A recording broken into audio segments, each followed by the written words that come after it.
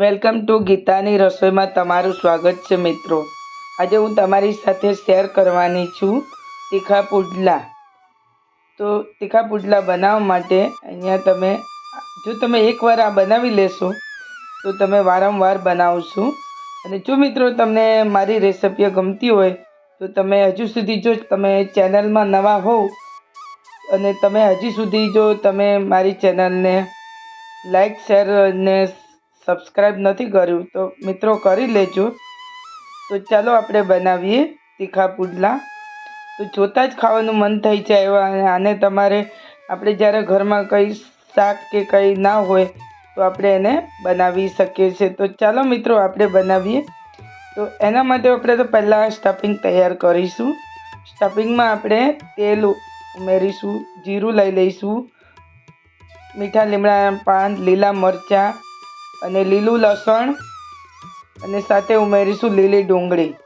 તમે લીલી ડુંગળી ના હોય તો તમે સૂકી પણ લઈ શકો છો અને તમારી પાસે લીલું લસણ ના હોય તો તમે સૂકું લસણ પણ લઈ શકો છો। તો આપણે અહીંયા મસાલાને સારી રીતે એવા આપણે શેકી લઈશું।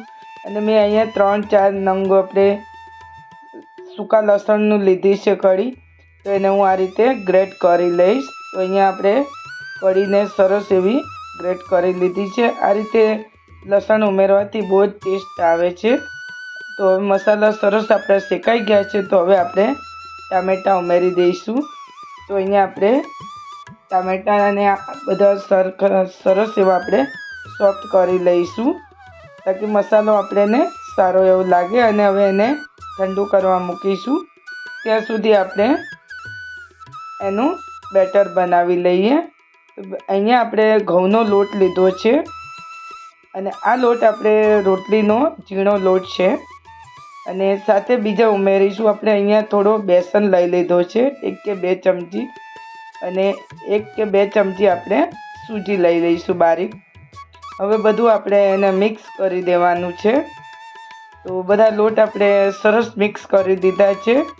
આ રીતે મિક્સ કરી દેવા અને પછી આપણે લઈ લઈશું લીલા ધાણા। તો લીલા ધાણા અંદર ઉમેરી દઉં છું અને બીજા આપણે મસાલા ઉમેરીશું। તો અહીંયા મેં ધાણા પાવડર લીધો છે અને હવે સાથે જીરું પાવડર લઈ લઈશું અને ફરી ઉમેરી દઈશું ગરમ મસાલો। અને હવે આપણે ઉમેરીશું હળદર અને ઉમેરીશું મીઠું સ્વાદ અનુસાર। હવે આપણે બધા મસાલા મિક્સ કરી દઈશું। લોટમાં સારી રીતે ભળી જાય એ રીતે આપણે એને મિક્સ કરી દેવાનું છે। અને પછી આપણે પાણી લઈશું। તો પાણી 1 ગ્લાસ પાણી મેં લીધેલું છે। તો પાણી મને જેટલું જરૂર પડશે એટલું હું પાણી આની અંદર લઈશ। તો આપણે આ રીતે એનો બેટર સરસ સ્મૂથ એવું કરી લેવું। પહેલાં તો તમારે પાણી થોડું થોડું ઉમેરીને એનું બેટર કરવું, નહીંતર ગાંઠા પડી જાય। ઘઉંનો લોટ વધારે છે। તો આજે આપણે બનાવીશું ઘઉંના તીખા પુડલા। તો અહીંયા મેં થોડું થોડું પાણી ઉમેરતી જઉં છું અને એકદમ બેટર આપણું હલકું એવું બનાવી લઈશું। તમે જોઈ શકો છો। તો હું થોડું પાણી આપણે ફરી ઉમેરીશું। તો અહીંયા થોડું પાણી બચ્યું છે તો આપણે તો અહીંયા મેં 1 ગ્લાસ જેટલું પાણી ઉમેરી દીધું છે, અડધો ગ્લાસ જેટલું લીધું હતું। હવે એને આપણે બેટર તૈયાર થઈ ગયું છે। તો આ રીતનું કન્સિસ્ટન્સી રાખવી તમારે। તો હવે આપણે મિક્સ થઈ ગયું છે અને હવે આપણે જે ટામેટાનું અને મસાલાનું મિશ્રણ ઠંડુ પડી ગયું છે। તો હવે આની અંદર ઉમેરી દઈશું આપણે અને મિશ્રણને આપણે બરાબર આપણે મિક્સ કરી લઈશું। આ રીતે તમે જોઈ શકો છો મિત્રો। તો હવે બેટર આપણું સરસ એવું મિક્સ થઈ ગયું છે। હવે આપણે એક પેન આપણે ગેસનું તમારે તવો કે પેન કોઈ પણ તમે, તો અહીંયા મેં નોનસ્ટિક તવો લીધો છે અને હવે થોડું તેલ આ રીતે લગાવી દીધું છે। અને હવે આપણે 1 ચમચો ભરીને બેટર અંદર ઉમેરીશું અને આ રીતે આપણે એને ફેલાવી દઈશું।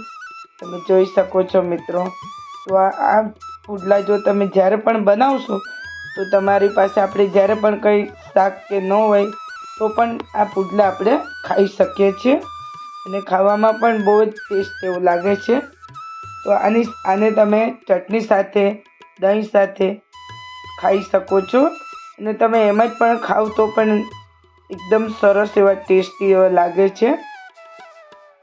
તો આ રીતે આપણે એને ઉલટ પુલટ કરતા બંને સાઈડ આપણે એને શેકી લઈશું. તો અહીંયા ઉતારી લઉં છું અને ફરી પાછો હું તમને સેમ બતાવું છું. તો આ રીતે ફરી મેં 1 ચમચો ભરીને લીધું છે. એને પણ આ રીતે આપણે એને સ્પ્રેડ કરી દઈશું અને ફેલાવી દઈશું. તમે જોઈ શકો છો એકદમ ઘઉંના. તો મિત્રો આપણે તો ઘઉંના પુડલાની તો મીઠા પુડલા બનાવ્યા છે, સાદા પુડલા બનાવ્યા છે. તો આજે આપણે બનાવીશું તીખા પુડલા. તો આ રીતે આપણે એને ઉલટ પુલટ કરતા બંને સાઈડ આપણે એને શેકી લેવા. આને તમે ચા નાસ્તા સાથે પણ ખાઈ શકો છો. તો હવે મેં પુડલા ગરમા ગરમ બનાવતા જ હોય છે અને બધા ઘરમાં ખાતા જતા હોય છે. તો અહીંયા તમે જોઈ શકો છો મિત્રો, જ્યારે પણ તમે આ બનાવો ગરમા ગરમ ત્યારે ખાવાની ખૂબ મજા આવે છે અને ટેસ્ટ પણ એટલો સરસ લાગે છે. તો અહીંયા તમે જોઈ શકો છો, તમે કોઈ પણ ચટણી સાથે ખાઈ શકો છો. તો આ રીતે હવે તમે જોઈ શકો છો એકદમ સ્મૂથ અને આપણા પુડલા તીખા પુડલા તૈયાર છે. તો હવે આ રીતે હું તમને આપણે સર્વિંગ પ્લેટમાં લઈ લીધા છે અને હું તમને તોડીને પણ તમને બતાવું છું.